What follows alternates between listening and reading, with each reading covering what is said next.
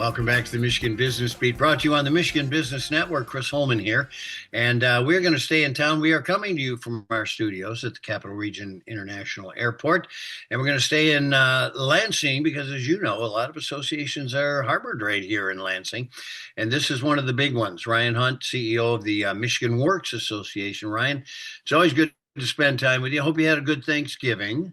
I did, and happy holidays, Chris, to you and the Michigan Business Network community out there.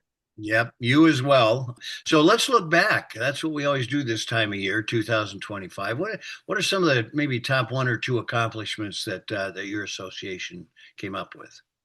Yeah, for our year-end review, of course, like many associations and organizations across the state and across the country, quite frankly, faced a number of challenges throughout the year, and uncertainty was probably the term or the phrase of 2025 for many of us here in Lansing, especially in the workforce development space. Nevertheless, even though we did face a number of challenges on various fronts at the federal and the state level, our Michigan Works agencies continued to deliver services in a robust fashion to job seekers and employers.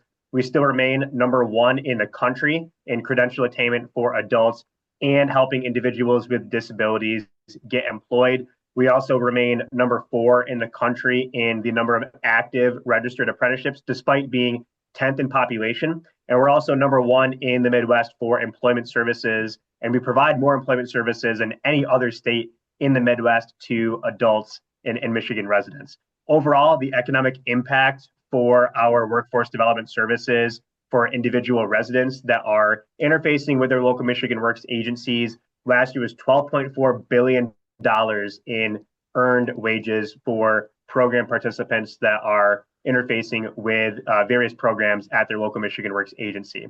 Again, that's a huge credit to the continued success of our local Michigan Works agencies, but also the advocacy work that we are doing here at the Michigan Works Association to ensure that our local agencies have access to resources and they can deliver those resources to a wide variety of job seekers and employers in all corners of the state. You know, I will tell you, Ryan, I'm just totally aghast at what has happened with budgets moving around and uncertainty out of DC that the Michigan Works Association is and all their members have continued to service their clientele. Now, there's obviously been a lot of conversation about potential state federal budget delays and even shutdowns. How are those things affecting you?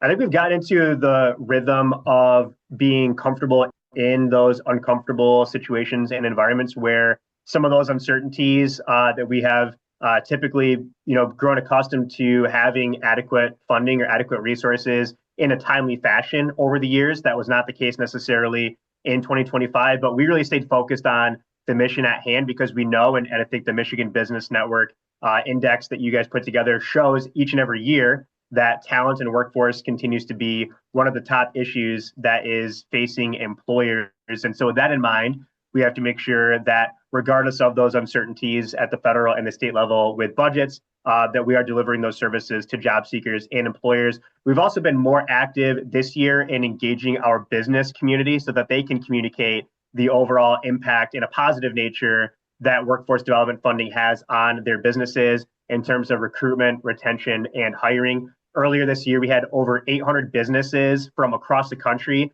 many of which signed on from Michigan to deliver the message to Congress in DC that the Workforce Innovation and Opportunity Act does indeed deliver results for the business community. And then this fall, back in October, we had over 3,100 businesses just in Michigan sign on to a letter of support that helped deliver results to our state house and our state senate, making sure that we were able to still provide funding for key programs like the Going Pro Talent Fund. So that engagement for us has been comprehensive, and we continue to reach out to the business community so that we have strong advocates in our workforce system. It's not just the Michigan Works Association and our agencies that are talking about those impacts, but it's the business community, it's the local chambers, it's other organizations as well that are coming alongside us for those advocacy efforts.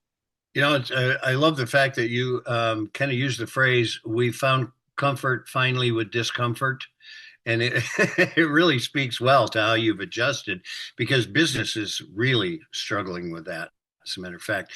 As you look forward here, we got about a minute and a half left. What are some of the key priorities you're going to be running at there?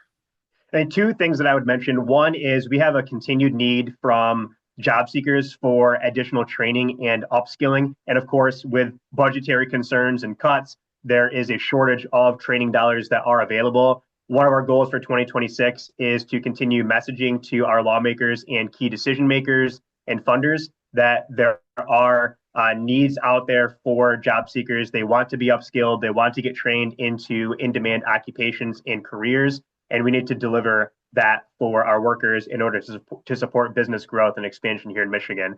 And then the second piece that we are keeping an eye on, especially early in 2026, will be Medicaid work requirements. That is coming online. It just came online actually on December 1st for new work requirements for those who are receiving Medicaid throughout the entire country. In Michigan, we need to ensure that individuals still have access to healthcare resources and insurance, but also that they are complying with the new regulations and requirements for Medicaid. And so we'll be working very closely with our partners in state government between Leo and Michigan DHHS to ensure that there are adequate resources for our Michigan Works agencies to deal with the uptick in traffic for Medicaid recipients. Well, I'll tell you what, you've done a phenomenal job. And Ryan Hundt, CEO of the Michigan Works Association, best of holidays to you, and thanks for the good work you do, my friend. Thank you, Chris. You're watching the Michigan Business Beat on the Michigan Business Network.